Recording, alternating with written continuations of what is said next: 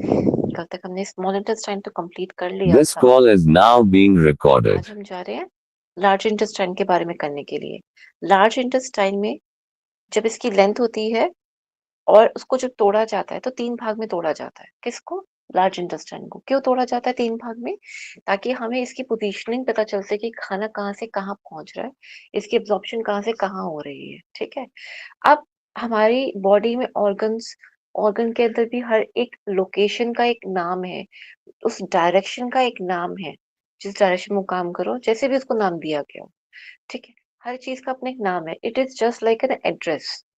ये एड्रेस हमारे लिए बहुत जरूरी है, वरना कल को कोई रिसर्च कर रहा हो, जब रिसर्च हो भी रही थी, उसको वो समझ नहीं आएगा कि कहाँ तुमने क्या रिसर्च करा, कौन से पार्ट पे करा। अदरवाइज वो फिर से दोबारा रिसर्च का टॉपिक बन जाएगा। प्लस जब एक डॉक्टर से दूसरे डॉक्टर पे रिपोर्ट्स जाती हैं, तब हमें ये लोकेशंस काम आती है, ये एड्रेस काम आता है कि कहाँ पे उस पेशेंट को प्रॉब्लम आई थी। Same for the same doctor as well. अब उसे पूरी हिस्ट्री याद हो, एग्जैक्टली किस एरिया पे क्या प्रॉब्लम थी, अगर उसे इतने सारे पेशेंट्स को ट्रीट करने के बाद डॉक्टर को याद ना रहा, तो प्रॉब्लम हो जाएगी। तो इसलिए रिपोर्ट्स में वो लोकेशंस, वो पर्टिकुलर एड्रेस अच्छे से लिखा हुआ होना चाहिए। तो इसलिए हर एक पार्ट को, हर ऑर्गन को डिवाइड किया गया सेक्शंस के अंदर। इन डेप्थ लोकेशंस या एड्रेस आप नहीं पढ़ रहे हो, इसमें और भी ज्यादा इन डेप्थ आता है। उस एरिया को, उस सेक्शन को और ज्यादा अच्छे से पढ़ा जाता है, किस नंबर पे आ रहा है, कैसे आ रहा है, कितनी लेयर्स के बाद क्या चीज हो रही है।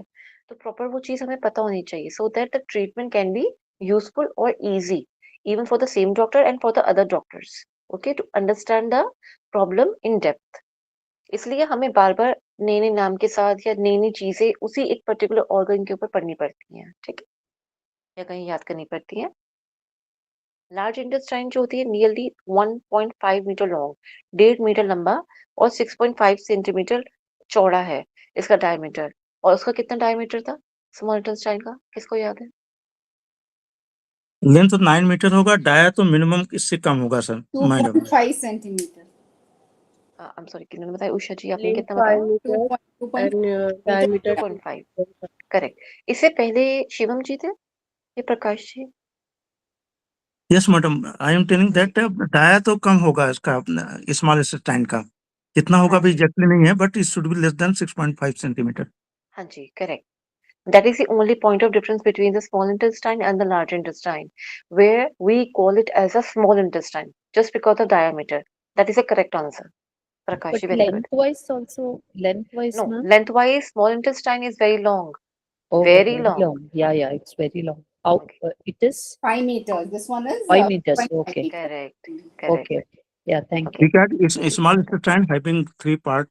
That is first is the duodenum, shape, and jejunum. It is just transferring to the food to ileum only, and ileum is the biggest part, which is the, I think, absorption of the food.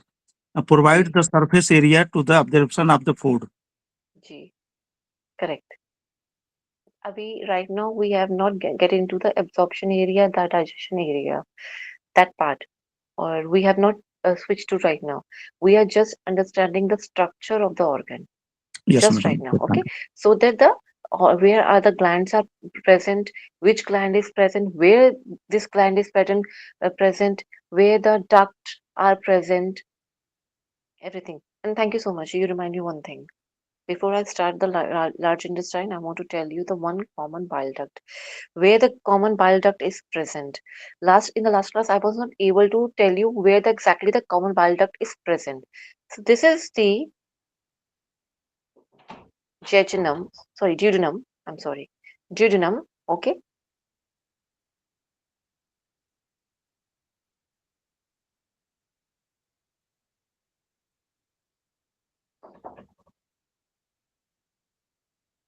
duodenum is here, and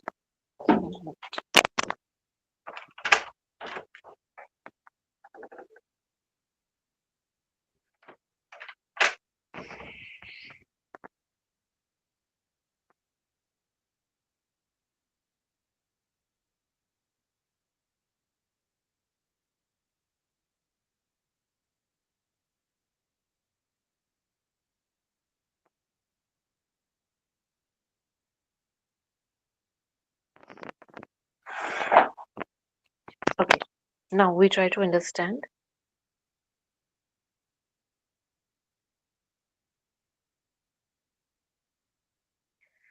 So from this side or this side, there is a one hepato pancreatic duct is present. This is the hepatopancreatic duct. Okay.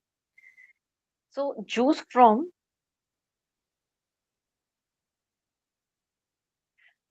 from the liver, and the same juice coming from the pancreas. Here the duct is combining or in collaboration, it is connecting the both the ducts at the same time. That is why it is called as a common bile duct. The same duct will open into the duodenum, where it passes the both the juices from the both sides, from liver and from the pancreas. So it opens from open here somewhere, okay, in the duodenum. So these cells which are present in the blue line, these are the Brunner's gland. Brunner's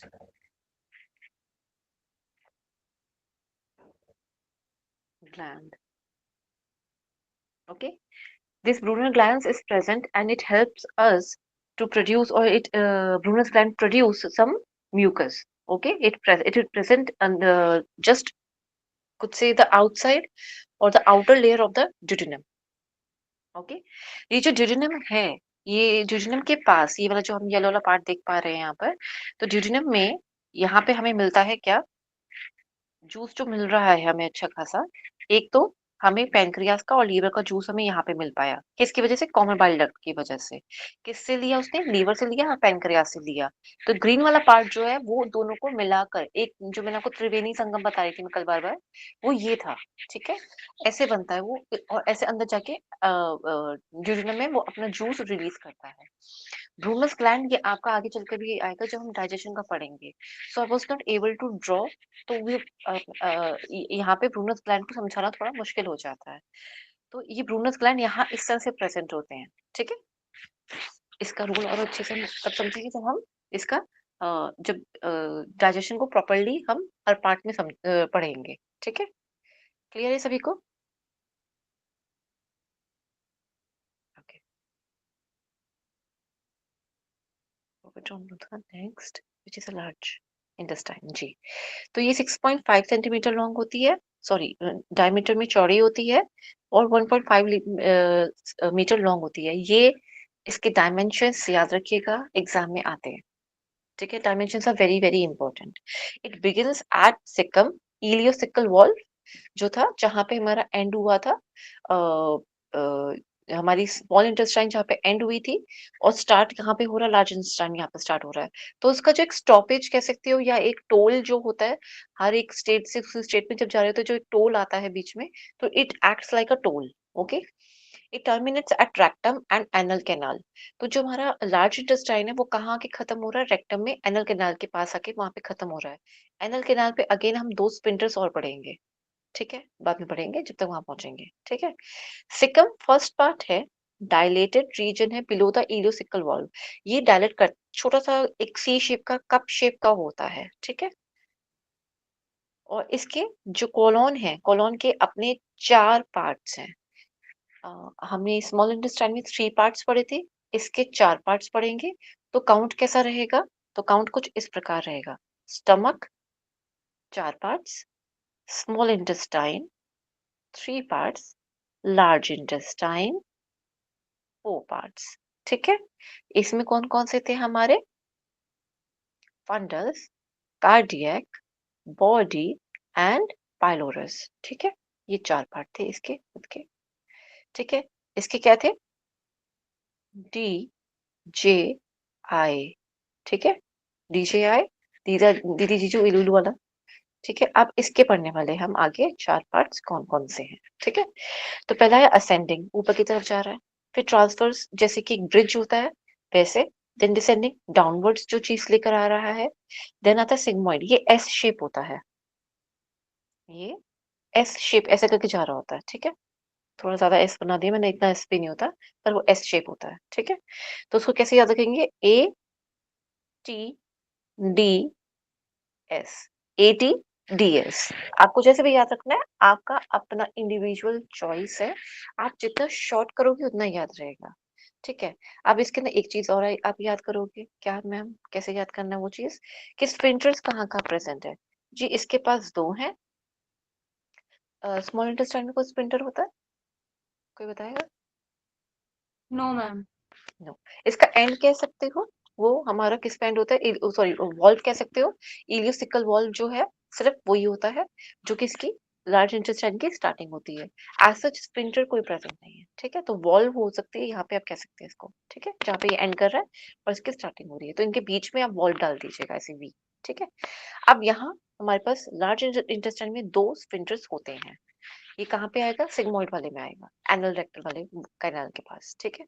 कौन कौन से हैं वो हम अभी धीरे धीरे पढ़ेंगे। तो ऐसे ही याद करना है, टुकड़ों में याद करना है, कहाँ कहाँ पे ग्लैंड्स प्रेजेंट है। ऐसे ही आप एक चार्ट बनाएंगे उसका और ऐसे याद करोगे, तभी याद होगा कि कहाँ पे कौन से ग्लैंड ने कौन सा जूस या कौन सा सलाइवा या कौन सा एंजाइम रिलीज करा है to digest what and where, तभी याद होगा, अदरवाइज ऐसे याद नहीं रह पाएगा, ठीक है।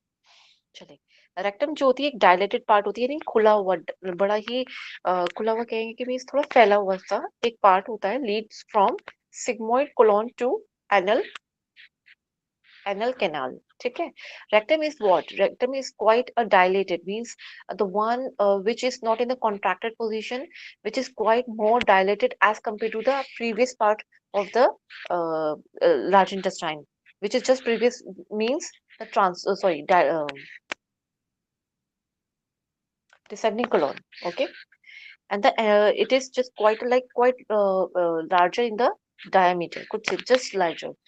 It has its own dilated part. Why it is dilated? Because the feces now comes to downward position so that it could be easily passed out throughout the body. अब जब अगर ये डायलेटेड नहीं होगा रेक्टम वाला part, तो क्या होगा, यहाँ पे फेसेस स्टोर नहीं हो पाएंगे, रुक नहीं पाएंगे। The moment you feel that I have a urge to गो, जब हमें फील होता है कि हाँ हमें अब फेसेस, हमें जो अनवांटेड फूड है हमारी बॉडी में उसको शरीर से बाहर निकालना है, ये फील कब होता है, जब इस जगह पे आके जो फीसेस हैं, जो अनवांटेड फूड पार्टिकल्स वहां के स्टोर हो जाते हैं, एक हद तक स्टोर हो पाते हैं, तो लाइक अ प्रॉपर बैग नहीं होता ये, तो थोड़ा सा डायलेटेड फॉर्म होती है, तो यहाँ के वो थोड़ा कलेक्ट होगा, then it pass down through the anal canal, okay. तो इस जगह पे थोड़ा सा स्टोर हुआ हल्का सा सिग्मोइड एरिया पे, so that it can easily pass out to, इसका शेप इसी वजह से एस शेप में है, ताकि वो इजीली पकड़ के जो जितना भी फीसिस है उसको आराम से बाहर निकालने में अपनी मदद कर सके।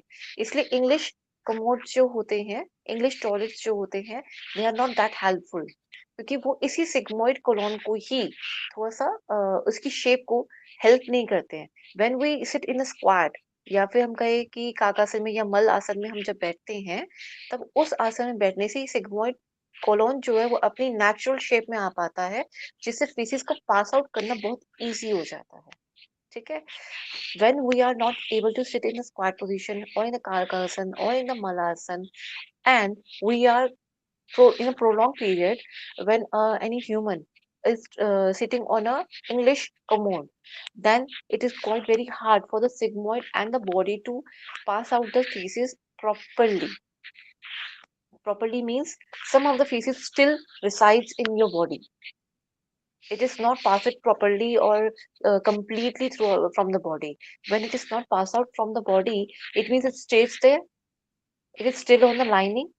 When it is also still on the lining, it starts creating a debris, which starts generating the microorganism in your body, which ultimately the part or the role or the key role for the uh, for your um, for your skin problems. Okay, it creates. It is a basically a germ, or could say the base of your skin problems. जब skin problems की problem जब start होती है तो उसका सबसे बड़ा base यही होता है, जहाँ पे पेट साफ नहीं होता, हम कहते हैं पेट साफ ना होने का रीजन क्या होता है, जहाँ पे प्रॉपरली जो फेसेस हैं वो अपनी रीजन से बाहर, बॉडी से बाहर नहीं निकल पाए। अगर वो निकल नहीं पाए तो क्या होगा, वो तो अनवांटेड फूड पार्टिकल्स था। अगर ब्रेड भी घर में पड़ी हुई हो, कुछ टाइम बाद उसको ना खाया जाए तो उस पे बैक्टीरिया लगने शुरू हो जाते हैं, सॉरी माइक्रोऑर्गेनिज्म आने शुरू हो जाते हैं, उस पे फंगस आनी शुरू हो जाती है। फंगस सिर्फ उसी पे आती है, वैसे तो खाने वाली चीज होती है, तो उसपे वो जो भी बैक्टीरिया फंगस आपका स्टार्ट हो चुका होता है, ब्लड पे तो फंगस होती है, तो माइक्रोऑर्गेनिज्म हमारी बॉडी बनने शुरू हो जाएंगे कुछ टाइम बाद, एकदम से नहीं होता, कुछ टाइम बाद। तो ये जो चीज होती है, ये कुछ आप ये समझिए कि वो जो टॉक्सिन्स हैं वो दिखने शुरू होते हैं चेहरे पे। पहले तो पिंपल्स आते हैं, फिर क्या होता है बॉडी में आपको कुछ लोगों को स्किन में रैशेस स्टार्ट हो जाते हैं, कुछ को होता है कि स्किन की कोई और डिफरेंट प्रॉब्लम स्टार्ट हो जाती हैं। It all starts from the intestine. Intestine इसका सबसे बड़ी वजह है। इसलिए 80 प्रकार के दोष बताए गए हैं, या 80 प्रकार की बीमारियां बताई गई हैं, किससे? वात दोष से, अगर आप आयुर्वेद में देखेंगे। और उसका सबसे बड़ा मेजर रीजन कौन सा होता है? हमारा एब्डोमेन, हाथ का। ठीक है, चलिए एनल कैनाल जो होती है शॉर्टेस्ट पैसेज है ये हमारी बॉडी का, which is around 3.8 centimetre long. Shortest passage है ये, सेंटीमीटर है, यहाँ पे ध्यान रखिएगा। Okay, now two sphincters muscle controls the anus. एक इंटरनल स्पिंटर होता है, एक एक्सटर्नल स्पिंटर होता है। जो एक्सटर्नल वाला होता है ना, वो इंटरनल को कंट्रोल करता है, इट्स नॉट देयर। ठीक है, एक आउटर कहते हैं या एक्सटर्नल कह सकते हो। There are two types of sphincters are present on rectum. Okay, in the anus कह सकते हैं, इन द एनल कैनाल कह सकते हैं। रेक्टम पे two types of sorry not type, two sphincters are present. one is internal and the another one is the outer. So outer को हम control कर सकते हैं, we can control the outer one and this outer one controls the inner one. okay, मतलब क्या बोला, जैसे ये है मान लीजिए, ठीक है, ये आउटर वाला आ गया और ये इनर वाला आ गया। ठीक है,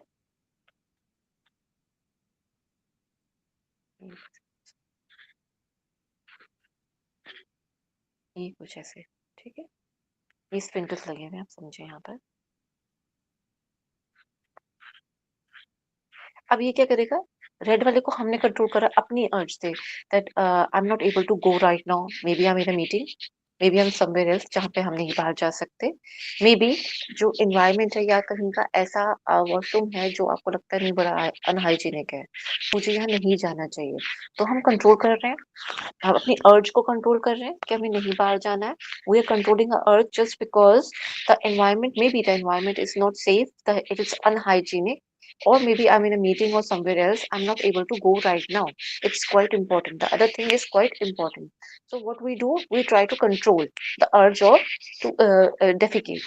Okay, तो ये क्या करेगा, रेड वाला जो आउटर वाला है वो इसको खींचेगा अपनी तरफ, सॉरी खींचेगा नहीं, इसको दबा के रखेगा कि तुमने डायलेट नहीं होना है। इसको बताएगा कि नहीं डायलेट नहीं होना, no no not right now, okay don't dilate, खुलना मत, अभी अभी नहीं कुछ करना है, अभी कॉन्ट्रैक्ट पोजीशन पे ही रहो। ठीक है, ये उसको बोलेगा। फिर जैसे ही हम अपना जब आउटर वाले का भी ना एक टाइम होता है, जैसे कि वो आपने देखा होगा, आपको याद भी होगा, अभी भी शायद कई घरों में है, कि जो वाटर टैंक होता है घर में, तो उसके ऊपर एक अलार्म होता है कि वाटर टैंक एक स्टेज के बाद वाटर टैंक भर जाता है, तो पीछे से अलार्म आता है कि पानी की टंकी भर गई है, कृपया करके स्विच बंद कर दीजिए, ऐसा करके कुछ एक अलार्म बजता है, राइट। तो वो एक लेवल पे आने के बाद, रीच आउट होने के बाद वो बजता है ना। ये तो नहीं कि यहाँ पे भरना शुरू हो जाएगा, यहाँ पे वो अलार्म आएगा, यहाँ पे आएगा नहीं। अगर वो अलार्म इस वाले बटन पे सेट हुआ तो यहीं पे ही वो अलार्म बजेगा, उससे पहले रिंग नहीं करेगा। वाटर जो लेवल इंडिकेटर होता है। Correct, water Yeah, level indicator. yeah, that indicates. Yes, when this level achieved, then what we do, we go and switch off the the motor switch. Okay, so here the same, when there is a level where we can store the much we can store, and the another level of the feces or defecation it start processing is there, and it is waiting, the large intestine, the earlier part of the large intestine before the rectum, that part is waiting, that we have collected more feces, now you have to defecate this one, kindly defecate this. Or the moment, or could say the tissue, now this is the much more time that you have reached, it should not be in your body too much, otherwise it will create some problems, or I'm not able to hold that long, तो क्या हो रहा है, वो ये आपको ये बता रहा है बॉडी में कि नहीं नहीं, ये जितना भी ये डेफिकेशन का ये जितना भी पीसेस है ना, इतना कलेक्ट हो चुका हुआ है, अब इसको बाहर निकाल दो, निष्कासित कर दो उसको बॉडी से। क्यों? अगर निष्कासित नहीं करोगे तो जो नया वाला बनकर आ रहा है उसको मैं कहाँ रखूं? उसको रखने की जगह नहीं है। The pouch has full filled up right now, it is completely full. तो उसको ये बताना चाह रहा है। तो बार बार इसलिए अलार्म बजते हैं, बार बार इसलिए हमें अर्ज फील होती है जाने की। ठीक है, हम आयुर्वेद में भी कई बार कहा है, योग में स्पेशली कई बार कहा है, आपको डेफिकेशन के लिए, आपको मलमूत्र त्याग के लिए सिर्फ तभी जाना चाहिए जब बॉडी एक प्रॉपरली अलार्म देती है तब। ये नहीं कि हल्का सा फील हुआ चले गए, नहीं। प्रॉपर जब बॉडी के अंदर एक अलार्मिक सिचुएशन आती है जहां आप कंट्रोलिंग लेवल थोड़ा सा आउट ऑफ द कंट्रोल अब जा रहा है, उस सिचुएशन में हमें तब जरूर जाना चाहिए। इसको इग्नोर नहीं करना चाहिए, क्योंकि अगर इग्नोर करा तो जो ये मसल्स हेल्प कर रही है, जो स्फिंक्टर मसल्स जो हेल्प कर रही है ना उसको होल्ड करने की, तो उसका मिसयूज हो जाएगा। वो कहेगा बार बार तुम मुझे ऐसे कहते हो, चल छोड़, मैंने करना ही नहीं काम। वो थोड़े टाइम बाद अपनी जो स्ट्रेंथ है वो लूज कर देगा, वो छोड़ देगा। तभी कई बार आपने सुना होगा in old age, you have heard it very very very common कि I am not able to control. हम बाथरूम तक जाते जाते ही हमसे सब कुछ यहीं पे खराब हो जाता है, हमारे कपड़े खराब हो जाते हैं। We are not able to hold it back, whether it's urine or whether it's the feces। वो सब कुछ उनको, आपने कई बार ये बहुत कॉमन प्रॉब्लम है कि मसल्स खराब होनी शुरू हो जाती हैं। एक एज के बाद इसलिए खराब हो जाती है क्योंकि जब टाइम था इसको मेंटेन करने का, एक खाना खाकर इसकी स्ट्रेंथ को बढ़ाने के लिए, ताकि हमने मिनरल्स, विटामिन, प्रोटीन्स अच्छे से दिए हैं ताकि इसकी स्ट्रेंथ बनी रहे। सेकेंडली, हमने इसको मिसयूज नहीं करा। बहुत कम और बहुत ही कम जगहों पे हमने बेवजह इसको कंट्रोल नहीं करा है। ठीक है, और जब हम इसको इसका एक और ओवर यूज कैसे होता है, just imagine in some cases people feel like I have to go and they just go and sit on the commode. उनको अब कुछ नहीं करना है, फोन हाथ में लेना है और बैठे रहना है। That is the only way they do. ठीक है, जब अब ऐसा करते हैं तो ये मसल्स और खराब हो जाती हैं। क्यों खराब हो जाती हैं? You are trying to dilate it, जबरदस्ती डायलेट करवा रहे हो तुम। तो उससे क्या होगा, ज्यादा जोर देने से, ज्यादा जबरदस्ती डायलेट करवाने से वो भी, ये भी एक नुकसान है। तो ये भी उसको नुकसान पहुंचा रहा है, उसकी उसकी मसल्स को नुकसान पहुंचा रहा है। इससे हर्निया होने की प्रॉब्लम भी हो सकती है। इससे फिशर्स होते हैं, कट्स पड़ जाते हैं बॉडी में ज्यादा देर बैठे रहने से। ठीक है, तो ये क्योंकि हवा भी लगती है, सूखापन ज्यादा स्टार्ट हो जाता है, तो it creates problem, it creates a problem of hernia, again piles, and it creates a problem for the fissures, जो कट्स लग जाते हैं जिसे डीप डाउन कट्स होते हैं, and then it creates a problem while passing a stool. Now the function is absorption. Large intestine का function क्या है? ये रेक्टम का नहीं है। लार्ज इंटेस्टाइन का अपना फंक्शन क्या है? एब्जॉर्ब करना। ठीक है, मास मूवमेंट प्रोवाइड करना। मास मूवमेंट से मीन्स जो भी खाना आ रहा था उसमें से जैसे जैसे जिसको जो जो चीज अच्छी लग रही है वो एब्जॉर्ब होती जा रही है। अब उसके अंदर सिर्फ वो रह गया है जो एब्जॉर्ब नहीं होगा। It is quite like a cell, जिसने जो लेना ले लो। लास्ट में क्या होता है, सेल के बाद सेल खत्म हो गई, टाइम पीरियड खत्म, अब वो वाले कपड़े बचे या वो वाला सामान बचा है जो बिल्कुल भी यूजलेस है, उस चाहिए ही नहीं किसी को, या तो फटा हुआ था या जो भी था, डैमेज था, whatever so the amount or the unwanted food, which is not able to provide anything now, it is totally bogus, or could say it does not has any nutrient value, any mineral value, nothing is there. It is totally an off piece of your food which does not contain any of the mineral particle or any of the nutritional value. It does not contain anything, just like burgers and the pizzas. Okay, so it, and then last part is defecation. तो तीन काम हुए large intestine के: absorb करना, mass movement को provide करना, mass movement means वो जो खाना है उसको आगे की मूवमेंट पहुंचाते रहना उसकी, और डेफिकेट करना मीन्स उसको मल को बनाकर बाहर निष्कासित कर देना बॉडी में से। Three functions. One is absorption, to absorb all the nutrients and the water. Everything is just being absorbed in the large intestine and in the stomach, which I have told you earlier. Second, the mass movement, and the mass movement means the unwanted food which is not it does not have any does not contain any nutritional value.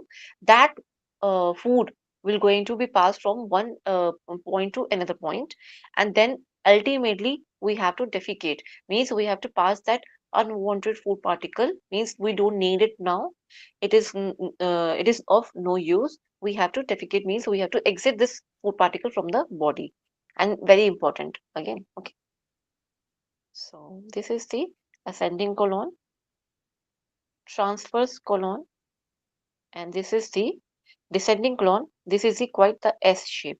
This S shape needs to be maintained in the position of Malasana, or in the position of Malasana, Kakasana. Not in the Kakasana, basically, if you won't be able to, but in the Malasana. That is the right asana. Malasana, or square, or could say sitting on an Indian toilet or in the Indian commodes, not on the English commodes. If you have an English commode, we cannot repair it, we cannot replace it. So there are some sort of stools are also available in the market. We can use that. So that the squat position can be maintained. अगर घर में English commode ही है, कोई problem नहीं है, तोड़ना थोड़ी ना उसको. आप स्टूल्स आते हैं which can maintain, जिससे मल आसन करने में थोड़ा इजी हो जाता है उन स्टूल से. ठीक है, तो यहाँ पे हमारा खाना गया. ये देखिए, ये इलियम था यहाँ पे, ये वाला, ये इलियम वाला पार्ट है, और यहाँ पे इलियोसिकल वॉल्व आ गया. ठीक है, ये सिकम का एरिया आ गया पूरा. ये अपेंडिक्स है. ये हमारा एक कह सकते हैं कि बिल्कुल यूजलेस, इसका कोई यूज नहीं है, अपेंडिक्स है ऐसा माना जाता था. थोड़ा टाइम बाद पता चला कि इसका भी अपना एक यूज है. It acts as a lymphoid organ, और जो कि सिकम भी अपना एक लिम्फोइड ऑर्गन की तरह काम करता है. It it helps in immunity, जो अभी तक ऐसा देखा जा रहा है. पहले इसको ये माना जाता था कि ये हमारी बॉडी में जस्ट बिल्कुल एक वेस्टिजियल ऑर्गन है, जिसका कोई यूज नहीं है. ठीक है, अब खाना यहाँ से ऊपर जाएगा जाएगा जाएगा जाएगा जाएगा जाएगा, फिर यहाँ से आएगा इस तरह से, और नीचे फिर डाउनवर्ड जाएगा, और यहाँ से सिगमोइड से यहाँ से बाहर जाएगा. तो स्फिंक्टर्स जो होते हैं वो इस एरिया में होते हैं. ठीक है, सो दैट यहाँ पे एक रोक लगाई जा सके इसको. सॉरी, यहाँ पे. ठीक है, चले, बाकी एब्जॉर्प्शंस कैसे होती है, किस तरह से होती है, ये हम बाद में पढ़ेंगे. इसके ऊपर अभी एब्जॉर्प्शन नहीं पढ़नी हमने. ठीक है, मतलब किस चीज की एब्जॉर्प्शन कहाँ होती है, कैसे होता है, कब कौन सा जूस कहाँ रिलीज हो रहा है, किसका हुआ, वो अभी थोड़ा रुक कर पढ़ेंगे. ठीक है, the activities of digest. Ankita ma'am ji, जो हर्निया होता है वो मैम कौन सी मसल्स को वो बल्जिंग होती है, वो मैम बता दीजिए, दिखा दीजिए. कौन सा मतलब? मैम जो हर्निया होता है वो कौन सी मसल्स के यहाँ पे यहाँ पे यहाँ पे, bulging- इस एरिया पे, ये वाला एरिया बेसिकली, ज्यादा पॉइंट आउट करूँ तो ये बल्ज हो जाता है. जी, ये वाला एरिया आता है. इसमें से बिल्कुल एक मटर के दाने की तरह वो बल्ज बाहर निकलना शुरू हो जाता है जब ज्यादा जोर लगाते हैं जो लोग उनके साथ, और बहुत देर तक वॉशरूम में, यानी कि एक टॉयलेट सीट पे बैठने की वजह से यहाँ रुक्षता आनी स्टार्ट हो जाती है, which causes the fissures as well. Again, पानी की कमी की वजह से बॉडी में चिकनाहट नहीं है, यानी कि ऑयल, इस तरह की चीजें, या घी, जो एक चिकनाहट बनी रहनी चाहिए, म्यूकस का एक लेयर बना रहना चाहिए ना, वो कमी होनी शुरू हो चुकी है उसकी वजह से. दैट इज व्हाई वी से कि आप ऑयलिंग जरूर कीजिए नोज में, ईयर्स में, and in the vaginal and the anus area. इन रीजन्स में हमेशा डेली बेसिस पे ऑयलिंग करनी चाहिए. It should be prevented and protected as well. अच्छे से क्लीन करके वाटर के नहाने के बाद प्रॉपरली वहाँ पानी नहीं होना चाहिए, क्लीन होना चाहिए. Then you have to drop some oil and massage it quite well. ठीक है, तो एक रुक्षता नहीं आती है. इससे आपका जो एक स्ट्रेंथ है, जो एक डायलेशन की और सब कुछ, वो बनी रहती है. जब बहुत देर तक बैठते हैं उससे ये हर्निया बनना ज्यादा शुरू हो जाता है. ठीक है, पायल्स हम की प्रॉब्लम स्टार्ट मलासन होती है. में अगर बैठते हैं तो भी होता है ऐसा. मलासन में बहुत देर बैठेंगे तो अगेन होगा. The only drawback in Indian toilets that they are not covered. जब फ्लश करते हैं, ऐसे पानी चलाया, तो जो बैक्टीरिया जो होते हैं वो हवा में आ जाते हैं. The only drawback. वही इंग्लिश कमोड के अंदर प्रॉब्लम ये, बेस्ट पार्ट ये होता है, सिर्फ एक ही चीज अच्छी है इंग्लिश कमोड्स में, कि दे हैव अ लिड, वो कवर हो जाते हैं. तो व्हेनेवर यू फ्लश आउट, तो उसमें आपको लिड हमेशा लगानी चाहिए, ताकि माइक्रोऑर्गेनिज्म जो बैक्टीरिया है ना, वो उड़ के हवा में ना आ जाए. इसलिए ज्यादा देर बैठना नहीं चाहिए, और जैसे ही तुरंत उठे हैं आपको फ्लश आउट करना चाहिए, but after closing the lid. ढक्कन रखने के बाद ही करना चाहिए। तो ये छोटी छोटी चीजें हैं जो बीमारियां फैलाती हैं। आई डोंट नो, ये पार्ट नहीं है आई डोंट नो फिजियोलॉजी का, पर ठीक है, ये इसका पार्ट नहीं है। Okay, the activities of digestive system include ingestion. ये बहुत बहुत बहुत इंपॉर्टेंट है, ये लिख लीजिएगा। इन्होंने किस मैंने 5 में डिवाइड किया हुआ है। ओके,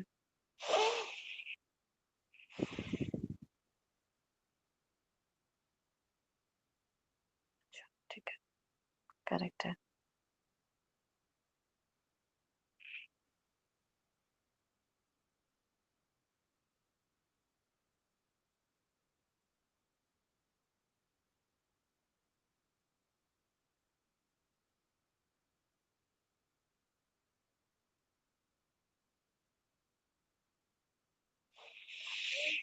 ठीक है, ये मैंने लिख दी है, पर अभी हम पढ़ेंगे क्या है ये। ठीक है, अब आपका आ रहा है डाइजेशन के बारे में थोड़ा बहुत स्टार्ट हम कर रहे हैं। ठीक है, व्हाट डज डाइजेशन रिक्वायर और इंक्लूड। अगर हम इसकी समरी समझे एक बार के लिए कि डाइजेशन कैसे हो रहा है हमारी पूरी बॉडी में।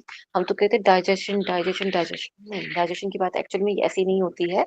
इसकी स्टार्टिंग कैसे होती है, हम कहते हैं इंजेशन। इंजेशन मीन्स किसी चीज को अंदर लेना, माउथ में खाने के लिए हमने जो निवाला लिया। The moment we take the morsel in our mouth, that is called ingestion. It refers the entry of the food into the alimentary canal through the mouth. There, the food is chewed and mixed with saliva, which I've told you earlier. Okay, one more thing I want to tell you. Okay, just after that, Osha ji, you have to remind me that I have to tell you regarding the salivary glands. Something about the salivary glands. Okay. Okay, ma'am. Okay. The food is chewed and mixed with the saliva.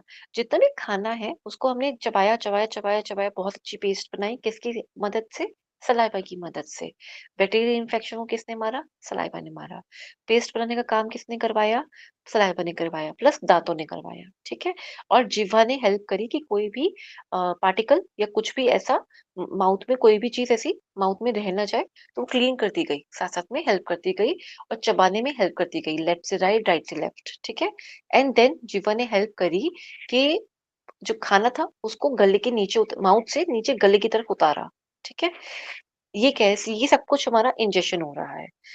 What the ingestion is refers to, when we take the morsel, when we take a bite and we chew it with the help of teeth and with the help of tongue, we try to swallow the food downwards, and it also helps in chewing the food as well, from left to right and right to left. Plus it also helps in the mixing the food with the saliva and the food mix so well just because of the, or with the help of the tongue only. And then we pass out the same food, or we call it as a bolus, from mouth to just to the throat level. Okay, now which contains the enzyme that begin breaking down the carbohydrates in the food, plus lipid via lingual lipase. Means which food particles are digesting over here? One is carbohydrate, second is lipid, that is fat. That is what? Fat, carbohydrates. ठीक है, carbohydrate is different and this is lipid is fat, और carbohydrate you say sugars basically, जो saccharides वगैरह होते हैं, sugars जो होते हैं वो कार्बोहाइड्रेट्स होते हैं। ठीक है, लेकिन इसका प्रॉपर इनका सिर्फ ब्रेकडाउन स्टार्ट होता है यहाँ पर। ठीक है, ब्रेकडाउन स्टार्ट हो गया जब हम च्यू कर रहे हैं, लेकिन एब्जॉर्प्शन सिर्फ 30% होता है। Now, chewing increases the surface area of the food and allow an appropriately sized bolus to be produced. अब है क्या खाना, मैं हमने तरबूज की इतनी बड़ी बाइट मुंह में ली, ठीक है, इतनी बड़ा बाइट था, क्या वो गले से नीचे उतर जाएगा बिना चबाए? जस्ट इमेजिन, आपको जो इवन रोटी का निवाला आपने लिया, इतना भर के सब्जी भर के हमने अच्छे से ली और माउथ में डाला, क्या वो वैसा का वैसा हमारे गले के नीचे से उतर जाएगा? नहीं, नहीं उतरेगा। इसलिए छोटे बच्चे को जब उनके दांत नहीं होते हैं तो हम उनको एक पेस्ट फॉर्म का खाना खिलाते हैं, क्योंकि वो चबा नहीं सकते। इसलिए वो जो उनके गले से नीचे उतर जाए इजीली, इसलिए उनको पेस्ट फॉर्म में या दबा के, पिचका के किसी चीज को ऐसे सॉफ्ट करके देते हैं, सो दैट वो इजीली पास डाउन हो जाए। Okay, the same thing is happening, what the paste form or the food which we have chewed or make a paste, it increases the surface area of the food so that we can absorb or it can easily glide from mouth to esophagus, and that paste is known as or called as bolus. ये भी हम देखेंगे. This is peristalsis movement. जो मैं आपको बता रही थी कि पेरिस्टासिस की मूवमेंट कैसी होती है, वो कुछ इस तरह से होती है. पीछे वाला भाग कॉन्ट्रैक्ट करेगा, आगे वाला भाग यहाँ पे फूड है ये वाला. फिर पीछे वाला भाग यहाँ पे कॉन्ट्रैक्ट हुआ, इसी के जस्ट इसके बाद यहाँ पे आया ना, इसी का ये वाला भाग जो नीचे वाला ये वाला भाग है, ये कॉन्ट्रैक्ट करेगा और फूड फिर नीचे उतरेगा. फिर से इसके वाला भाग कॉन्ट्रैक्ट करेगा बिल्कुल ऐसे, और ये फूड ऐसे नीचे पास डाउन होगा. जैसे हम टूथपेस्ट में से पेस्ट निकालते हैं ना दबा दबा के, exactly like that. Okay, or anything from the which is like we have to take out something which is uh, like a sauce bottle. जो प्लास्टिक की सॉस बॉटल वगैरह होती है उनको हम ऐसे स्क्वीज आउट करते हैं ना, ताकि वो चीज बाहर निकले. ठीक है, ये स्क्वीज आउट हो रही है, ये कॉन्ट्रैक्ट हो रही है यहाँ पे, इस एरिया में, इस एरिया में और इस एरिया में. ठीक है, ये स्क्वीज आउट कर रही है, उसको बाहर पिचका के बाहर निकालने का प्रयास कर रहा है खाना, ताकि खाना नीचे उतर जाए. What is a peristalsis movement? The peristalsis movement is the contraction of the one muscle so that the food can easily pass down from one point to another point. So the food is here, this is the food, and this is a contraction, and now the food is present over here. This contraction takes place. Just after this, the contraction takes place. Just after the food passes over here, the contraction takes place, second movement of the peristalsis. Now food is passed on to this level or this position. Now again the contraction starts, the food will goes down. Okay, this is the peristalsis movement. Food leaves the mouth when the tongue and the pharyngeal muscles propel into the esophagus. कुछ बात नहीं कह रहे, सिर्फ इतना ही कहना चाह रहे हैं कि आपके मुख द्वार से जो जीवा है वो हेल्प करती है मुख द्वार से खाने को गले से नीचे उतारने के लिए, ताकि वो ईसोफेगस यानी कि आहार की नली में प्रॉपरली वहां नीचे उतर जाए और खाना हमारी विंड पाइप में श्वास नली के अंदर ना आ जाए. तो वो पूरी उसके अंदर हेल्प करती है. और इसके अंदर एक दो हमारे फ्लैप्स आते हैं, एक एपिग्लॉटिस आता है, फ्लैप आता है, दूसरा हमारा फ्लैप कहता है यूवुला. यूवुला नाक के अंदर ले जाने की एंट्री को रोकता है, और जो एपिग्लॉटिस होती है विंड पाइप में खाना ना चला जाए उसकी एंट्री को रोकता है. ठीक है, कौन सी दो दो फ्लैप्स आ गए? वन इज यूवुला, ठीक है, द सेकेंड इज एपिग्लॉटिस. ये क्या है? ये फ्लैप्स है, और कुछ से कैप और फ्लैप, एनीथिंग आप कैसे भी इसको यूज कर सकते हैं नाम से. ठीक है, so there are the two types of flaps or two types of entry gates are present, which is in the mouth, that is the uvula. The second one in the throat, that is epiglottis. It prevents the entry of the food particle into the nose and entry into the windpipe, so that the food will definitely, if food will leave the mouth to esophagus easily. These also helps apart from the role of the tongue. Okay, these flaps also helps. The propulsion, the same peristalsis movement is there, which I have taught you just right now. ये propulsion जो है वो same बात को peristalsis movement का दूसरा नाम है, वो बताया जा रहा है. आपको ये जरूर याद कर लेना है, ये वर्ड आता है. What is the peristalsis movement? या फिर ये पूछा जाता है कि esophagus कौन सी मूवमेंट शो करता है, तो वहां पे नाम आएगा peristalsis. ठीक है, एक मिनट अभी आपको क्वेश्चन देती हूँ मैं. किन्होंने बताया था? सोनाली जी, एक मिनट रुकिए. दिस एक्ट ऑफ swallowing यानी कि निगलने का जो कार्य हो रहा है, वो एक लास्ट वॉलंटरी एक्ट होता है अंटिल डेफिकेशन. ये एक आखिरी कार्य आप कर सकते हो जहां आपकी मर्जी है. ठीक है, जहां आप एक वॉलंटरी अपने खाने को अपने गले से नीचे उतार रहे हो, यहाँ तक आपकी मर्जी चल रही है. ठीक है, इसके बाद आपकी कोई मर्जी नहीं चलेगी. खाना नीचे उतर गया, स्टमक में पहुंच गया, अब आपकी कोई भी मर्जी नहीं चलेगी. अब तो खाना पेट को पचाना पड़ेगा या उगलवा के बाहर निकालना पड़ेगा, दोनों में से कुछ भी हो. ठीक है, is an example of propulsion which refers to the movement of the food through the digestive tract. It includes both voluntary process, swallowing, and involuntary process, that is the peristalsis movement. यानी कि वो क्या कहना चाह रहे हैं कि एक तो खाना नीचे उतर गया हमारा, ठीक है, propulsion जो हमने कहा ना कि ये एक आखिरी बार है. अब आप खाने को दोबारा ऊपर या अपना कोई रोल आपका नहीं रह जाएगा। अब सिर्फ स्मूथ मसल्स का रोल रहेगा। तो स्मूथ मसल्स तो हमारे कंट्रोल में नहीं होती, इसी वजह से। और हाफ ईसोफेगस किस मसल का बना होता है? स्केलेटल मसल का बना होता है, मसल टिश्यू का, ठीक है? इस वजह से वो कंट्रोल में रहता है और आधा इसोफेगस होता है स्मूथ मसल का, जो हमारे कंट्रोल में नहीं रहता। तो वहां तक वो पहुंच के खाना हमारा, और ये जो पूरी मूवमेंट हो रही होती है, ये पेरिस्टालसिस की मूवमेंट ऐसे ही इसी वजह से हो रही होती है। जो स्केलेटन का पार्ट है, मैंने नीचे तो रख दिया। अब स्मूथ मसल्स करता है पेरिस्टालसिस, धीरे धीरे नीचे करके अपने आप खाने को नीचे पहुंचा पा रहा है। Consist of sequential alternative waves, इसको वेव्स की तरह भी देखा जा सकता है, कॉन्ट्रैक्शन को और रिलैक्सेशन को of alimentary canal of the smooth muscle which act propel the food along. किन्होंने हैंड रेज किया था? जी, पूछिए सोनाली जी। मैम, ये ऐसा है कि हमने खाना चबा चबा के हम्म चबाया, फिर उसमें सलाइवा मिक्स हुई और हम्म फिर जिह्वा के द्वारा वो आगे गया। तो हम्म इसमें कार्बोहाइड्रेट आपने बताया, तो हम्म वो पार्ट कहाँ यूज होता है इसमें? कार्बोहाइड्रेट और लिपिड यूज नहीं होता डियर, वो एब्जॉर्ब हो जाता है। एब्जॉर्ब होता है मेरे माउथ में, ओके, ओके। मेरे नहीं, सबके माउथ में।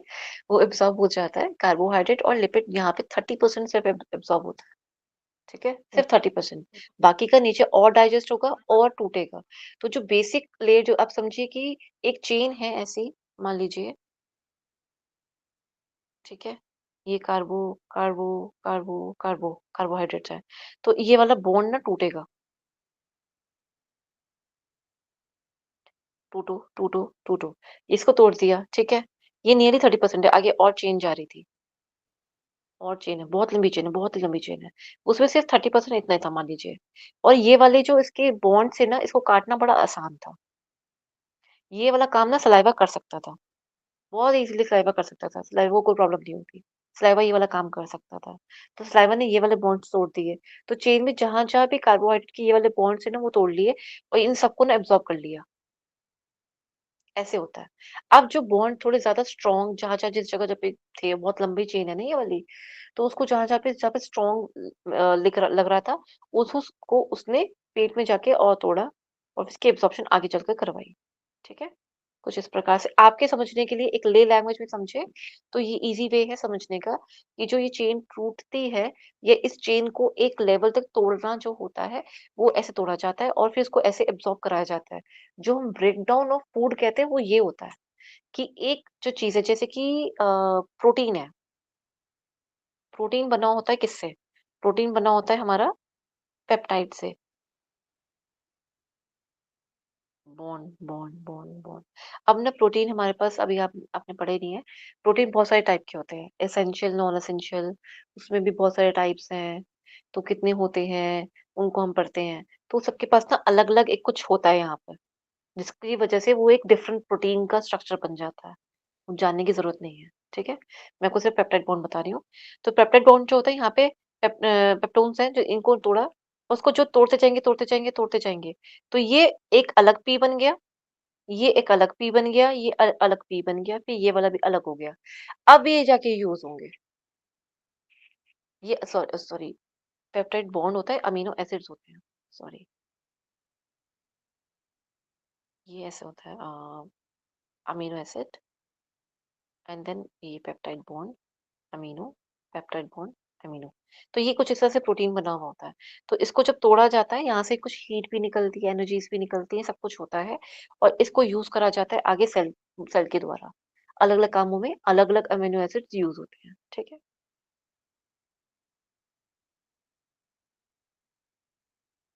Okay, now digestion. क्या आपको अभी तक पीछे वाला बात समझ आ गई? यस, यहाँ तक यस, ये दोनों क्लियर है?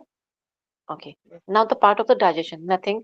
It includes your mechanical and the chemical process, which I have taught you even in the last class. कि mechanical means जिस चीज के अंदर बाहरी तौर पे कोई चीज तोड़ने का काम किया जा रहा है, चाहे वो मसल्स के द्वारा किया जाए, बोन्स के द्वारा किया जाए, यानी कि दांत, मसल्स क्या हो गई, हमारी जीवा, चाहे इसके द्वारा ही क्यों ना किया जाए। कुछ ऐसे फूड प्रोडक्ट्स होते हैं ना, जिसको हम अपनी टंग से ही थोड़ा मसल देते हैं, we do use our tongue so that we can make a paste, or we can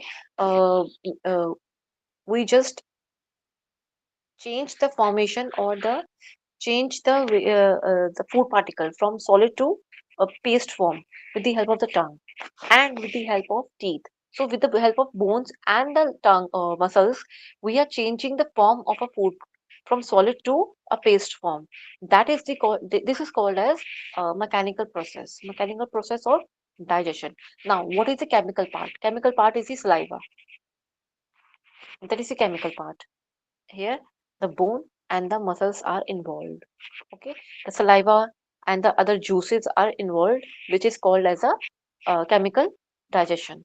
तो क्या हुआ, एक ने तोड़ने का काम करवाया, ठीक है, और उसको पेस्ट फॉर्म में बनवाने का काम किया, और दूसरे ने क्या करा, डाइजेस्ट करने के लिए केमिकल्स, अपने एंजाइम्स यूज करे सो दैट कि वो चीज अपने बोन्स को तोड़ सके और अलग अलग एक एक टुकड़े में बंट सके, क्योंकि चाहिए तो अल्टीमेटली वो टुकड़े, वो अमीनो एसिड चाहिए प्रोटीन में से हमें। पूरे प्रोटीन का बॉडी क्या ही करेगी, कुछ नहीं कर पाएगी अगर एंजाइम्स नहीं होंगे, केमिकल फॉर्मूला, अगर केमिकल्स नहीं होंगे तोड़ नहीं पाएगी उसको, तोड़ेगी तभी तो हम उसको आगे कुछ यूज कर पाएंगे, ठीक है, तभी वो प्रोटीन पूरी बॉडी में जा पाएगा। अब जिसके एंजाइम्स कम रिलीज होते हैं या होते ही नहीं रिलीज, तो प्रोटीन या तो बॉडी में से वैसा का वैसा बाहर निकल जाएगा, जो नॉनवेज में कई लोगों के साथ होता है ना, कि जितना विटामिन B12 के लिए कहते हैं विटामिन B12 एब्जॉर्ब नहीं होता बॉडी में, और जनरली वो हमारे रेड मीट और नॉनवेज में बहुत पाया जाता है। तो बहुत लोगों को, जो लोग नॉनवेज खाते हैं, बहुत ज्यादा खाते हैं, ऑलमोस्ट डेली खाते हैं, आप देखिए उनके अंदर भी विटामिन B12 की कमी देखी गई है। क्यों? क्योंकि उसको वो एब्जॉर्ब ही नहीं कर पा रही, वो एंजाइम ही नहीं है उसको तोड़ के आगे लेके जा सके। अब जब वो होंगे ही नहीं तो वो एब्जॉर्प्शन कहाँ से हो जाएगी, ठीक है। अभी क्वेश्चंस क्लास के बाद, ठीक है, एंड में, मतलब बाद में, एंड में, ठीक है। Now the mechanical digestion includes a physical movement to make the food smaller and to increase both surface area and the mobility. Surface area means वो चीज थोड़ी फैल सी जाती है, फैलने से क्या होगा, वो डिवाइड हो जाएगी रीजन्स के अंदर, so that we can easily absorb the food particles from it, plus it is easy to break down chemically. Okay, जब फूड पार्टिकल्स जब छोटे छोटे टुकड़ों में, महीन टुकड़ों में, पेस्ट के फॉर्म में डिवाइड हो गए, तो अब ये इजी हो जाएगा खाने को पचाना। अलग अलग भाग में डिवाइड हो गया, लंबा हो गया, लंबे साथ में चला गया, आप ऐसे समझे, वो बंट गया। अब जो वो बट गया तो एंजाइम ज्यादा काम कर पाएंगे, खुल के काम कर पाएंगे, ठीक है, और प्लस उसको आगे पास डाउन करना बहुत इजी हो जाएगा। क्या एक कोई ऐसी चीज पे मैं जो थोड़ी हल्की है, जैसे पत्ते हैं, या किसी के अगर मान लीजिए थोड़े से कपड़े वगैरह पड़े हैं, छोटे छोटे हैं, कोई ग्लव्स या सब में, उसको मैं पाइप की धार से मारूंगी तो वो आगे चला जाएगा ना, मूव कर लेगा इजी। नहीं, क्वेश्चन बाद में लेंगे प्रकाश जी प्लीज। तो वो आगे चला जाएगा। अगर वो नहीं जा पाएगा तो क्या नहीं जा पाएगा, कोई बड़ी चीज है, कोई चट्टान है, कोई बड़े पत्थर है, गमला रखा हुआ है, बांस रखा हुआ है, तो क्या हम हटा सकते हैं पानी के उससे, प्रेशर से? नहीं, वो नहीं, वो मूवमेंट नहीं हो पाएगी। तो यहाँ पे हम जो मूवमेंट, पेरिस्टासिस की मूवमेंट भी हो रही है जो, और जो with the passage of juices and everything, जो मोबिलिटी, जो पानी हम पीते भी हैं, वो जो मोबिलिटी आगे प्रोवाइड करवाई जा रही है म्यूकस के द्वारा भी, वो जो लिक्विड फॉर्म उसको दिया जा रहा है, वो तभी मूव आगे कर पा रहा है क्योंकि वो थोड़ा हल्का हो गया है, और एक जगह से दूसरी जगह उसकी जो फ्लो है वो अब इजी हो गया है, इसलिए, ठीक है। तो मैकेनिकल डाइजेशन इस चीज को कहा जा रहा है। Then it includes masticating. Masticating का ये मीनिंग लिख लीजिएगा, ये भी एग्जाम में आता है। What is masticating? Masticating done by teeth, यानी कि चबाना। Mechanical churning of food in the stomach creating acid soup like kind। ये हमने अभी स्टार्टिंग में भी पढ़ा था कि जो स्टमक में जब खाना गया, the layers of the stomach which produce HCl and the mucus, it helps us to churn the foods easily, like वो प्रॉपरली ग्राइंड करती है खाने को और ज्यादा उसको मथती है। तो जैसे कि अगर हम देखें, किसी ने फैट खाया है, मेयोनीज खाई है, बहुत अच्छे से खाई है, हमें तो चीज पिज्जा या चीज पास्ता इतना पसंद है, ओ आई लव इट। एक तो मैदा, ऊपर से चीज इतना सारा, ओ मैम हमको क्या बताएं कितना अच्छा लगता है। वो 4 घंटे 5 घंटे आपके पेट में रहता है, वो डाइजेस्ट नहीं होता, इतनी जल्दी टूटता नहीं है, इतनी जल्दी नहीं टूटता, ठीक है। प्रोटीन होगा वो 2-2.5 घंटे के आसपास रहता है, प्रोटीन जो होता है 3 घंटे के आसपास, 2 से 3 घंटे रहता है। और लाइटर फॉर्म जो होता है वो फिर 1.5 से 2 घंटे में तक में रहता है, ठीक है। वो जब तक प्रॉपर्ली अच्छे से डाइजेस्टिव फॉर्म में नहीं आएगा, तब तक जब तक वो आएगा, मतलब कि उसको पीस रहे हैं, जब तक वो प्रॉपर्ली पेस्ट बन के आगे जाने लायक नहीं हो जाएगा, उसको हम काइम नहीं बोलेंगे। जब वो आगे जाने लायक होता है ना, उसको काइम कहते हैं कि अब ड्यूडेनम तुम ये खाना ले लो, मैंने जो अपना काम करना था कर लिया। The stomach, when stomach stops or stomach says that okay, I have done my process, I have done my work till now I'm going to give you this food product or the food or the paste. Now this is yours. So when the stomach is passing down that paste from stomach to pyloric area, from pyloric to duodenum, that paste is called as a chyme.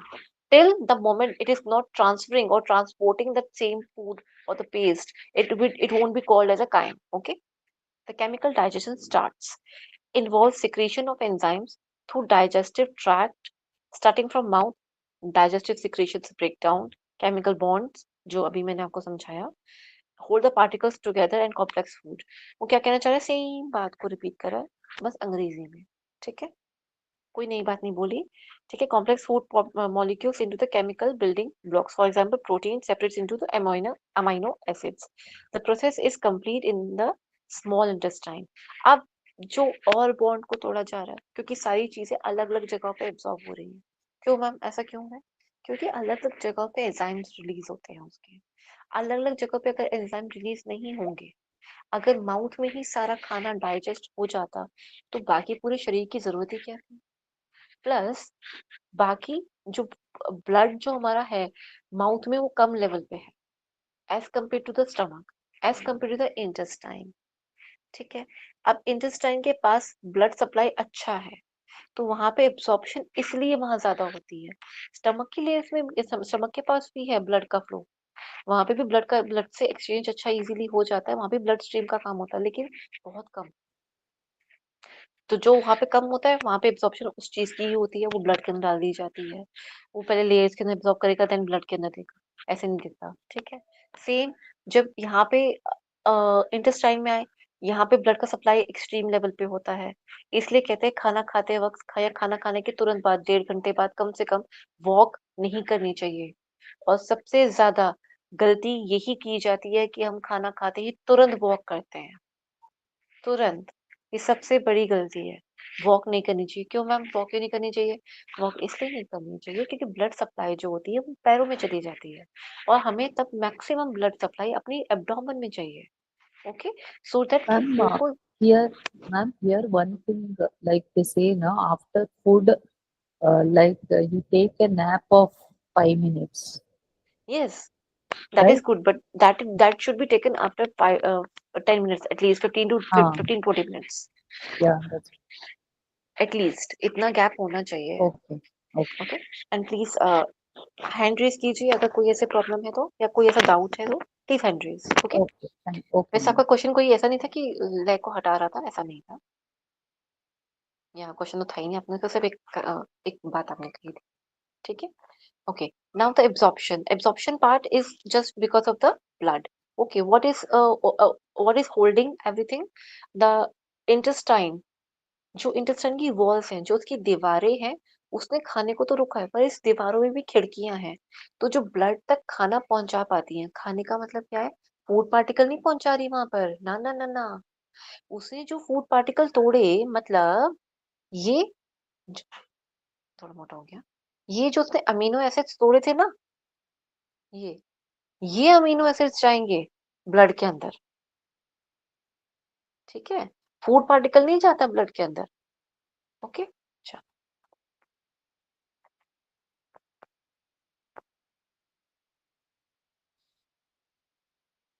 हम्म, जो absorption होती है फिर हमारी body में, absorption क्या करती है? Food that has been broken down is of no value to the body unless it enters the blood stream.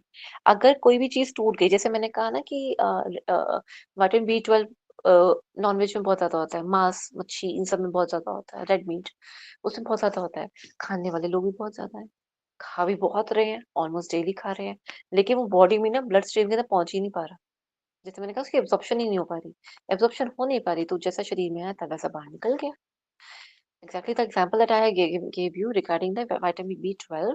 We need some receptors. We need to absorb the vitamin B12 through the enzymes, its breakdown, and then its absorption. If the breakdown and the absorption is not available, or not able to process correctly or on the time, then the same thing will pass down from your body throughout your body. Okay, it won't be stay in your body. It will just excrete out or exit out from your body, because the bloodstream is not able to absorb the things. Anything that you are eating, the blood will absorb it. Okay, that is why when you drink water, it does not go directly into your blood. Okay, sorry, it won't go directly to the kidney. When it absorbed by the blood, then blood will give or pass down to the kidney. Then kidney will filter the blood and take out the lot of water. Basically, it's not exactly the water, it's just take out the lots of liquid form, that liquid form which is not required in our body. So in general, it is a maximum amount of the water, okay, which pass down to the body. Okay, Ravi ji, which pass down as a urine from the body. Okay, when you're drinking too much of water, just imagine you're drinking water and it is the part of the digestive system. How come a kidney will filtrate? Kidney is passing, or kidney is making urine out of that food or out of that water which you have drink in the digestive system. Both the systems are different, correct, and not interrelated with each other. Then how come?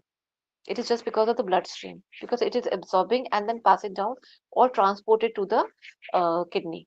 जो हमने पानी पिया, वो तो हमारे digestive system का part है. Kidney तक कैसे पहुंच गया?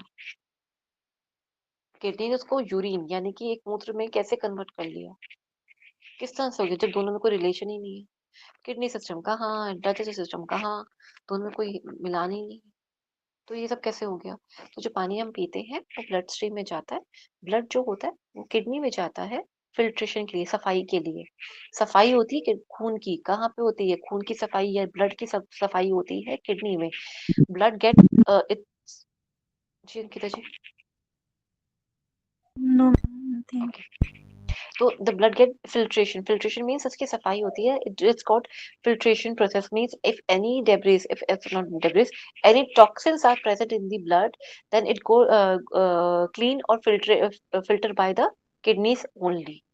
The maximum amount of the protein, unwanted protein or excess of protein you have taken in your body, then it is thrown out through the kidneys. Okay, and everything, and lots of other things, lots of iron and everything. Okay, जो हमने खाना खाया blood में चला गया, अगर नहीं गया तो ब्लड में चला गया and its nutrients are put to work. तो ब्लड ने जब वो सारे न्यूट्रिएंट्स लिए, वो जो रिक्वायर्ड सेल्स होते हैं ना, जिस सेल को क्या क्या चाहिए, मसल सेल्स को ये चाहिए, कौन सी मसल सेल्स को कौन सा चाहिए, स्केलेटल मसल को कुछ और चाहिए. टाइम ज्यादा हो गया क्या? ओह ओके, टाइम ज्यादा हो गया. ओके, तभी आप लोग जा रहे हैं. Okay, I just completed this much. Okay, तो वो लेके गया और डिफरेंट डिफरेंट सेल्स को, डिफरेंट डिफरेंट ऑर्गन्स को उसकी चीजें उसको प्रोवाइड कर देगा. ठीक है, ब्लड अपने प्रोवाइड करा देता है और उसमें से अपने आप चीजें ले ली जाती हैं. जैसे कि रिसेप्टर्स, आपने मान लीजिए आपके पास एक शॉप है, आपने सामान रख दिया, अब जिसको जो खरीदना होता है वो आके खरीदता है ना, लेकिन वो शॉप अवेलेबल होनी चाहिए. करेक्ट, आप ऐसे समझिए कि ये शॉप ना मूवेबल शॉप है. ब्लड जो है एक मूवेबल शॉप है, तो जिसको जो लेना होता है वो उसमें से ले लेता है, क्योंकि ब्लड सप्लाई हर जगह पे जा रही है, पूरी बॉडी में, her through out the all the organs and everywhere. Okay, this occurs through the process of absorption. ये हम पढ़ेंगे कैसे एब्जॉर्ब करता है, कैपिलरीज कैसे अपना काम एक्सचेंज करवाती हैं. ठीक है, which takes place primarily within the small intestine and the large intestine. अगर बात करी जाए एब्जॉर्प्शन हो कहाँ रही है, तो हम कहेंगे इंटेस्टाइन में एब्जॉर्प्शन होती है असली, बहुत ज्यादा मात्रा में जो होती है, और बहुत सारे फूड प्रोडक्ट्स की, मिनरल्स की, आयंस की जो एब्जॉर्प्शन होती है वो इंटेस्टाइन्स के अंदर होती है, large and the small. Then defecation, final step, खत्म. अनडाइजेस्टेड फूड था, हमने बाहर निकाल दिया, remove from the body as a faeces. अब ये रहा इसका शॉर्ट फॉर्म. कहाँ गया? मैंने लिखा था, ये रहा. इसको आप ये भी कह सकते हो, एब्जॉर्प्शन हुआ एंड देन इसको आप यहाँ पे एलिमिनेशन दिया और डेफिकेशन दिया, तो यहाँ पे भी कर सकते हैं. ठीक है, इसका सिमुलेशन भी बोलते हैं. ठीक है, चले। मैम वो सलाइवरी ग्लैंड्स का आपने बोलना था। Correct, thank you so much Usha ji.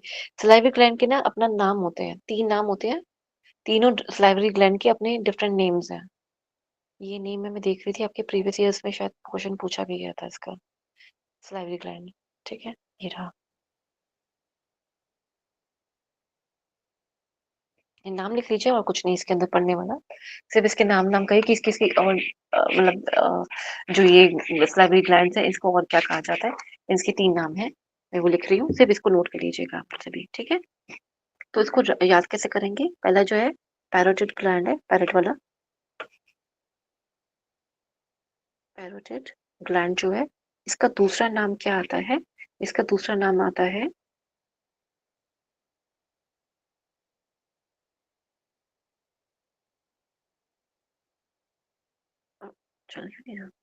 Okay, duct of, ये डक्ट स्टेंसिल्स जो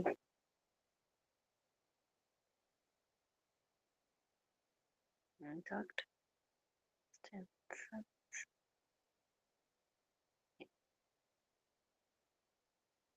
स्टेंसिल्स, ओके, ये प्रेजेंट होता है इन दी अपर जॉ। ठीक है, below the cheek and the year. ठीक है, ये लिख लिया। इसके बाद होता है, स्क्रीनशॉट ले लीजिएगा जैसे भी आपको ठीक लगे। देन आता है आपका second, which is your sublingual gland, sublingual gland, ये नॉर्मल वाला ग्लैंड है जो जो नाम आप सबने पढ़ा है। तो उसका दूसरा नाम क्या था, रिवेन्यूज। इसकी भी अपनी एक डक्ट होती है, तो वो जो डक्ट है पीछे वाले में स्टेंसिल्स हो गया, इसमें हो गया रिवेन्यू। देन नाउ थर्ड, ये सेकंड है, नाउ थर्ड। थर्ड का नाम क्या था, सब मैंडिबुलर, मैंडिब्यूलर या फिर मैक्सिलरी। इसका ये भी नाम है मैक्सिलरी। ठीक है, इसका जो दूसरा नाम है वो है वॉटसन। ये स्पेलिंग लिख लीजिएगा, प्रोनाउंस करने में अलग है, लिखने में अलग है।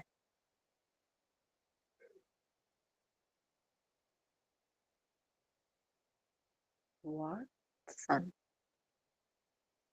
वॉटन्स। ठीक है, वॉटन्स, ये हमारी लोअर जॉ में होती है, वो अपर जॉ में था, ये लोअर जॉ में होती है। ठीक है, और सबलिंगुअल किधर होता है? सबलिंगुअल की जगह है रिवेन्यू, नहीं नहीं नहीं, रिवेन्यू, कौन सी, सॉरी। नाम नहीं मैम, इसका प्लेस कहाँ पे होता है? पेपिला में कुछ बताया था ना आपने, टंग नहीं नहीं पर। नहीं, पेपिला नहीं बेटा, पेपिला के नीचे, ये तो टंग के नीचे होती है, फ्रेनुलम के नीचे वाली जगह पर। अंडर वहां योर पर सकते हैं ना? अंडर योर टंग, हाँ जी। ठीक है मैम। बिलो टंग जैसा कह सकते हो, अंडर टंग आ जाएगा, लिखा हुआ आ जाएगा, ऐसे वर्ड लिखा हुआ आ जाएगा। और इनकी डक्ट जो होगी ना, वो डक्ट भी वही आएगी, जैसा इसके आगे नाम लगा लो डक्ट, पता चलो डक्ट के नाम से पूछ लिया। क्योंकि मैम डक्ट क्या होता है, डक्ट एक वो पाइप होती है जिसके थ्रू ये अपना सलाइवा बाहर निकाल पाते हैं। ठीक है, एक पाइप है जिसके थ्रू ये सप्लाई मिल पाती है। जैसे कि कोल्ड ड्रिंक्स मिलती है ना मार्केट में, मैम कौन सी चाहिए, तो वो एक उसके नीचे एक नहीं, चाय की मशीन का समझो, चाय की मशीन होती है, चाय की वेंडिंग मशीन होती है ना, उसके नीचे चाय रखेंगे, कप रखेंगे और चाय बन के नीचे उतर जाती है। तो एग्जैक्टली वो जो मशीन है, जो पाइप है ना, 3 डिफरेंट होती हैं कि मैम कॉफी चाहिए, चाय चाहिए, इलायची वाली चाहिए, पानी चाहिए, गर्म पानी, ठंडा पानी, वो सारे जो पॉइंट्स है वो अलग अलग पॉइंट्स है ना, ऐसे ही इनके पॉइंट्स है। तो ये वाली डक्ट जो सबलिंगुअल की डक्ट होती है, वो जो पॉइंट है वो रिवेन्यू डक्ट उसको कहते हैं, उसमें से अपना सलाइवा दूसरा निकलेगा। वॉटसन की जो होती है, वॉटन्स की जो होती है, वॉटन्स वाली की अपनी खुद की एक डक्ट है, सेम वॉटन्स डक्ट कहते हैं उसको। वो भी अपना, जैसे कॉफी है वो रिलीज कर रहा है। देन आता है पैरोटिड में, पैरोटिड का अपना होता है स्टैंसन्स, जो अपर जॉ में होता है, कान के पास वाली जगह पे, कान गाल के नीचे और कान के पीछे के पास वाली जगह पे। ठीक है, जहाँ हमारे आप खट्टा खाते हैं तो एकदम से खट्टा खट्टा अजीब सा लगता है ना यहाँ पे, और गालों पे असर करता है सबसे पहले, वो चीक के पास, वो वाला एरिया उसी को कहते हैं, वो वाले एरिया पे आता है। तो वो वहां पे आपको जो खटास लगती है, वो भी एक डक्ट के थ्रू बाहर निकल रहा है, उसको भी स्टेंसन्स डक्ट बोलते हैं। ठीक है, अगेन उसकी भी अपनी एक ओपनिंग है। क्लियर है ये वाली चीज। इसमें जो आई थिंक क्वेश्चन आया था जो मुझे याद आ रहा था वो ये वाला था, सब मैंडिबुलर, मैक्सिलरी और वॉट अनिमल्स। ये मैं इसको अलग कर देती हूँ कि कौन सा नाम किस में आता है। ये वाला अलग है, ये वाला अलग है, ठीक है। और ये वाला जो है ये वाला अलग है, ठीक है। अभी कंफ्यूजन तो नहीं हो रही? आई रियली होप, क्योंकि लिखने में और देखने में डिफरेंस कंफ्यूजन हो सकती है।